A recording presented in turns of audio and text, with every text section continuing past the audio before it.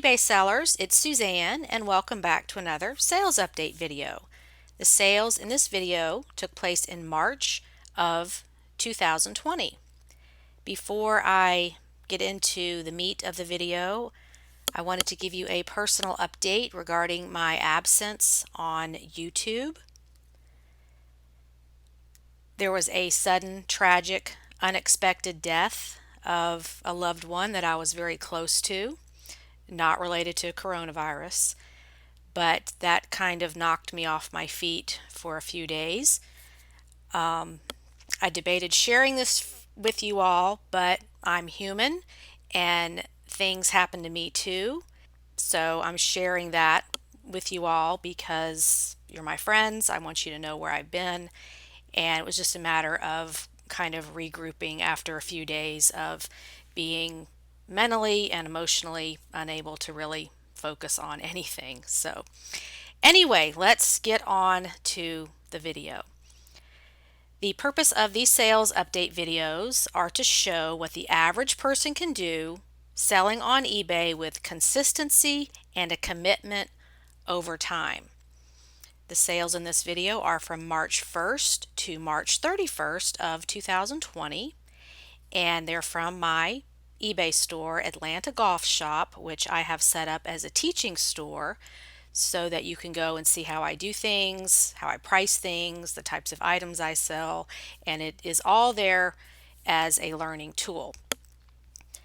Here is my feedback page, and I celebrated my 17th anniversary on eBay on March 30th. So I'm going into my 18th year of doing this, so I can speak with some authority and from experience when I help you all learn how to sell.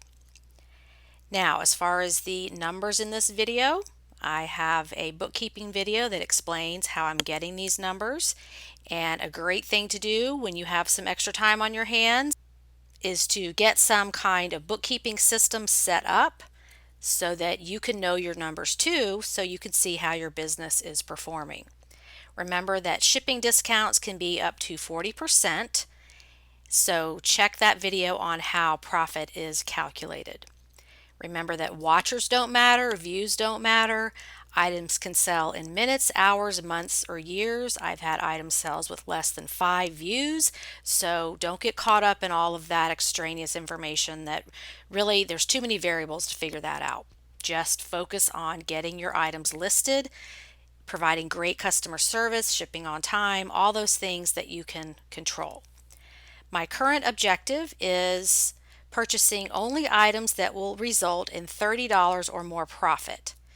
I'm aiming towards $2,400 profit per month by the end of 2020. I'm sticking with that goal even in light of all the craziness in the world right now. We have to focus on moving forward, so that's what I'm doing.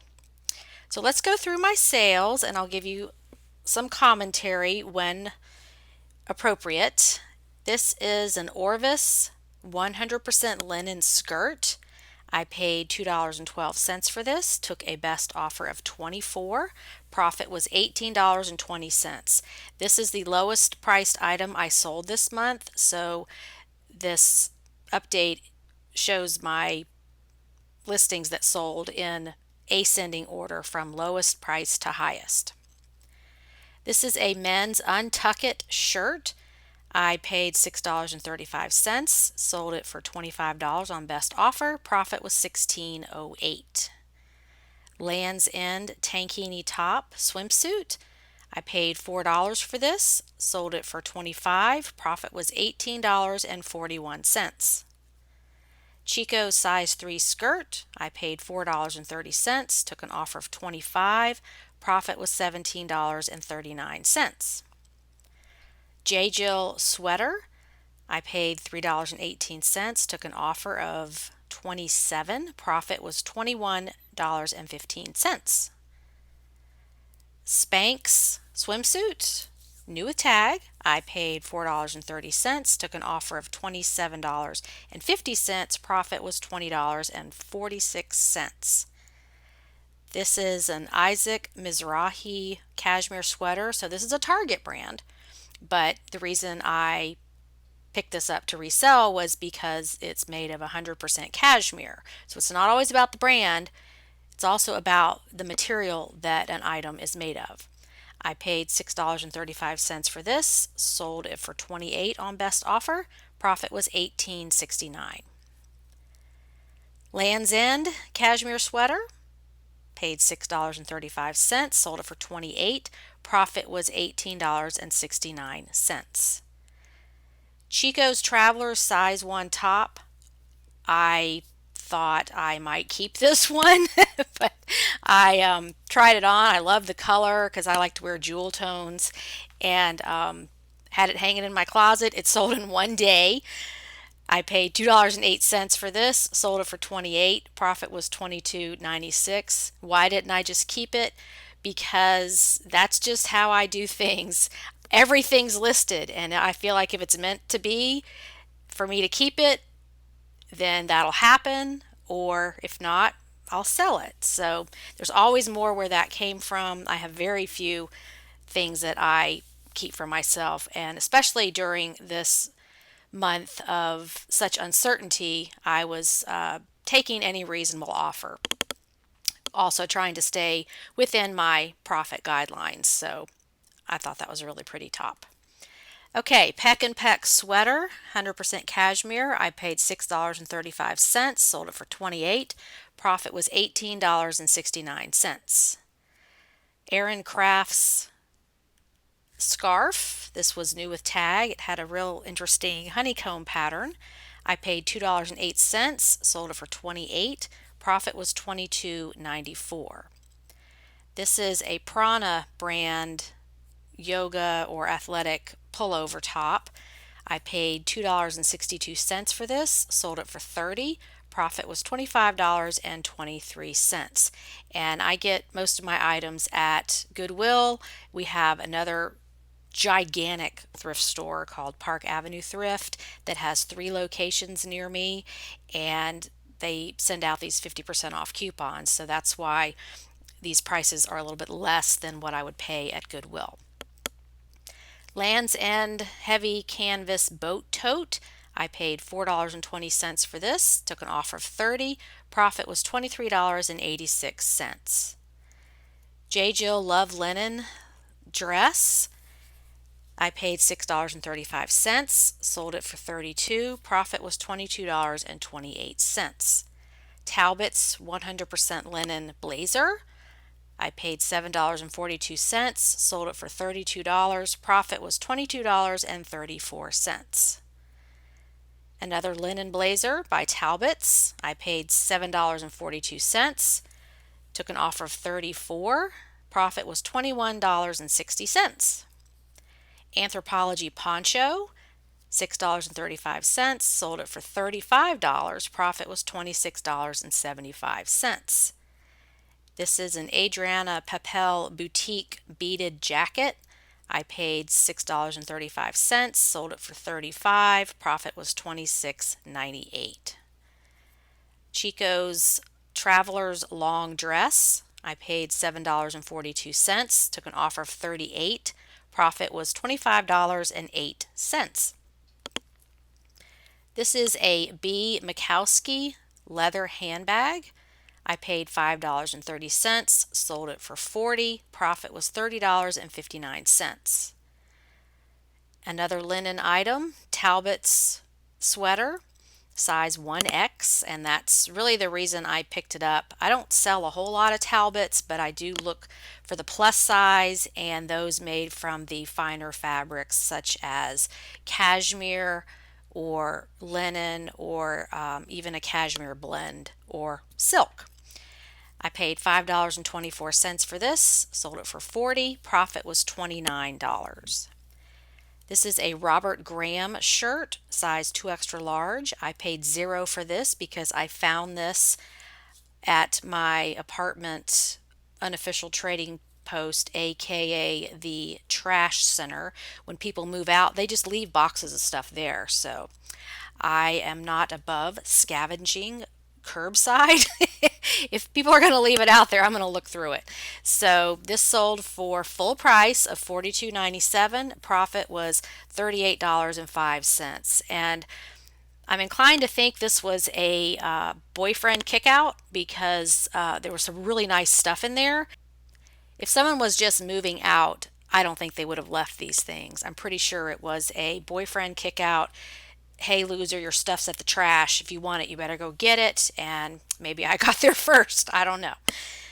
This is a Black Dog brand Martha's Vineyard hoodie. I'd never seen this before and saw this in Goodwill and was like, wow, this feels really high quality. And I paid $6.35, took an offer of $45.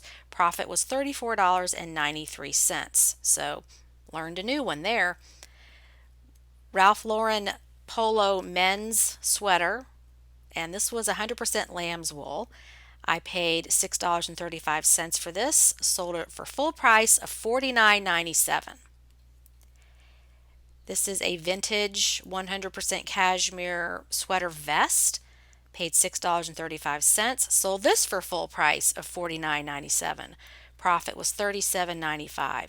And just a side note, a lot of these higher dollar items sold later in the month when all of the businesses were shutting down, people were losing their jobs or getting laid off, and my inclination was like, oh, people are going to be holding on to their money.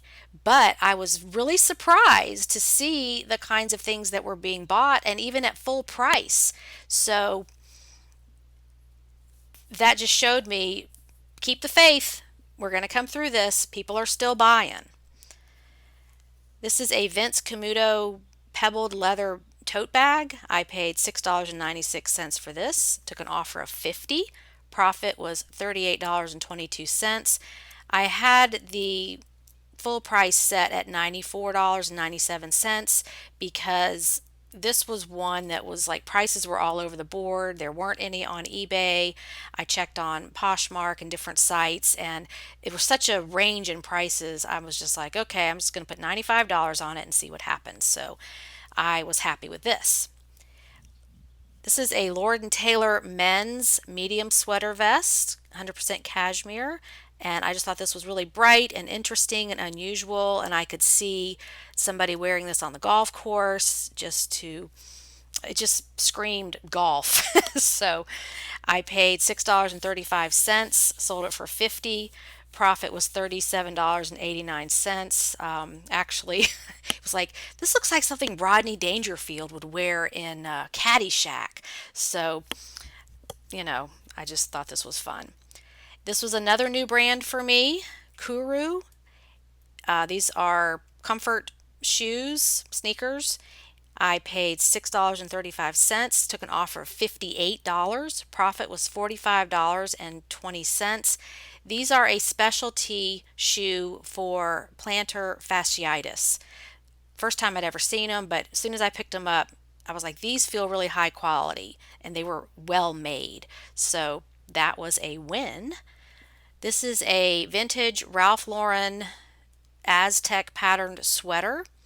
This was another one of those, as soon as I saw it, I knew it would go for good money. I paid $6.35, sold it for $59.97. Profit was $45.90. Naote sandals. I paid $6.35 for these, took an offer of $80. Profit was $63.04. Ralph Lauren, very unusual and interesting cashmere sweater. It had the ruffled front right next to the buttons, and then these two other sort of scarf extension looking things.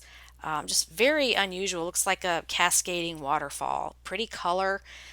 I paid $6.35, took an offer of $80. Profit was $63.98. This is a Busilla handmade sequin Christmas stocking. I paid $22.50 each for several of these in April of 2019.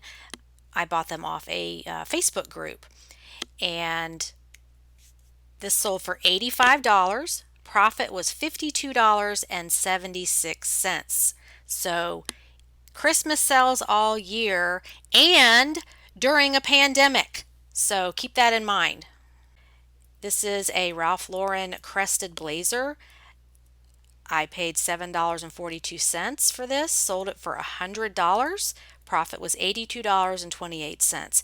This item has been on my BOLO list since I started eBay.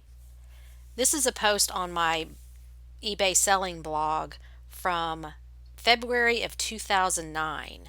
So 11 years ago, where I was talking about selling these Ralph Lauren crested blazers, and they were a great find and a great sale back then. So I guess this is where my age and experience comes in handy because I can show you types of items that have longevity on eBay, and because they're vintage, they will either hold their value or the value will increase as time goes by because no more are being made. And I hadn't seen one probably in 5 years, but there it was, just popped right up in front of me. So you just never know when you're going to see these things. So the more you know, the better. This is a pair of Cabela's snake hunting boots. Now, it's not for hunting snakes, they're hunting boots that protect your feet. So if you are walking in like the tall grass or like marshy areas where snakes are, that if they bite you, it won't go through to your foot. So these are actually called snake boots. And I paid $45 for these on a Facebook group. This was several months ago, and I sold them for $100, so my profit was $32.25. And the last item is another Busilla handmade Christmas stocking. I paid $22.50 for this almost a year ago.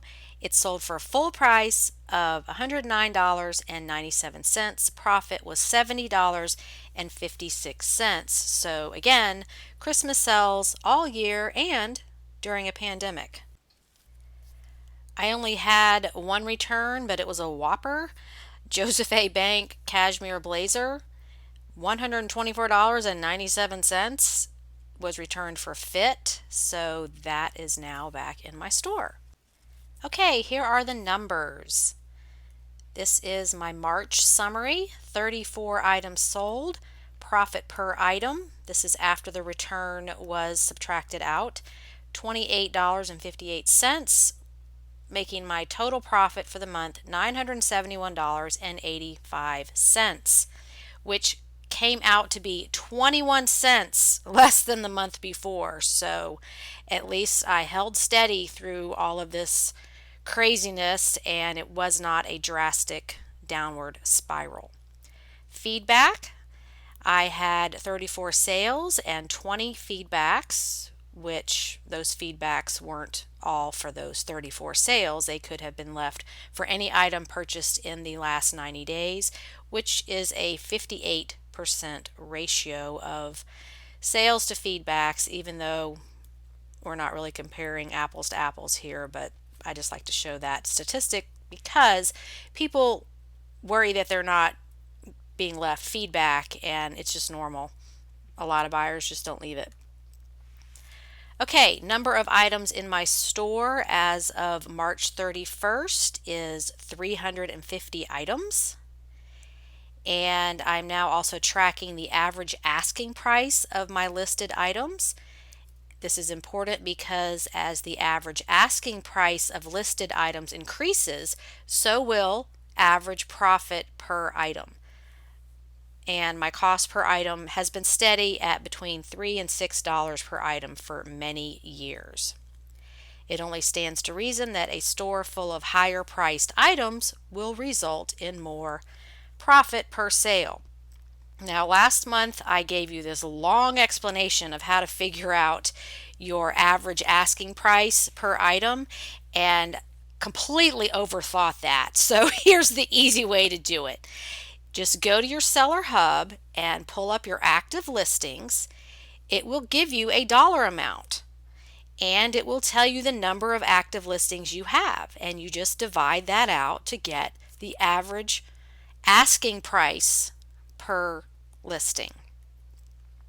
So at this point, I am at $45.55 as my average asking price for listed items. Okay, I also go over what changed. Well, a whole lot of things, and not just for me. We've got this pandemic going on, so thrift stores closed in about the middle of the month. So I was only able to source during the first 2 weeks, and I don't keep death piles.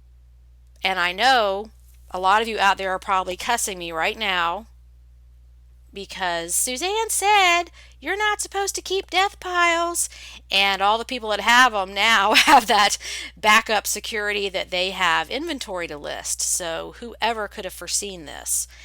In my 17 years on eBay, I have never not been able to get out to the thrift store. So if that rocked your world and you didn't have anything on hand to list because of my advice, all I can do is apologize for that.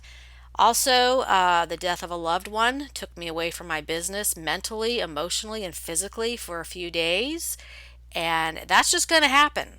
You're going to have things come up that are emergencies, and you have no control over when it's going to hit you. So that's one of the great things about this business is you can walk away for a little bit, deal with your life, and then get yourself back on track. Okay, goal versus actual. My goal was 60 items. Actual was 34. Profit per item, goal is 40. I'm at $28.58. And profit per month, my goal is $2,400.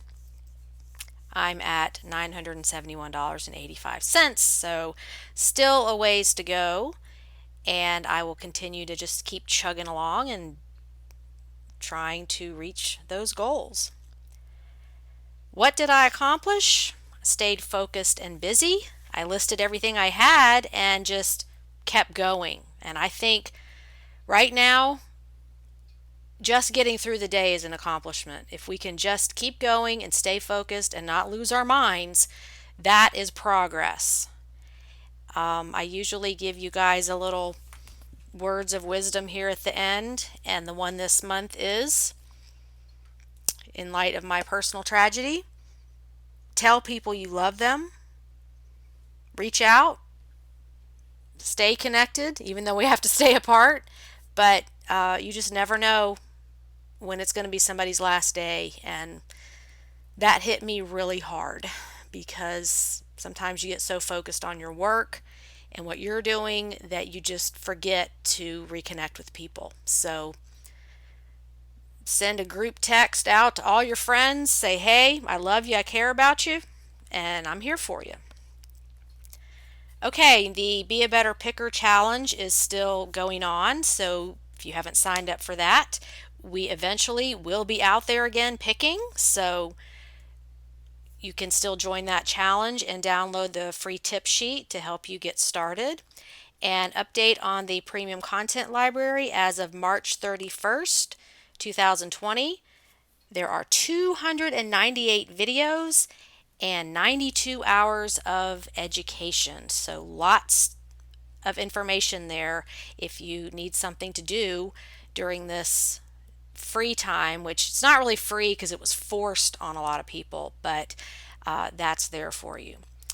Okay, so that wraps it up. I'm sorry the tone of this video is a little different, but like I said, I'm being real here and things happen. You guys are my friends. I appreciate all of you for watching and just wanted to share the reality behind the scenes that I'm human too and things happen. So let's all just keep going and we're going to get through this. Thanks so much for watching and keep calm and eBay on. Bye everybody.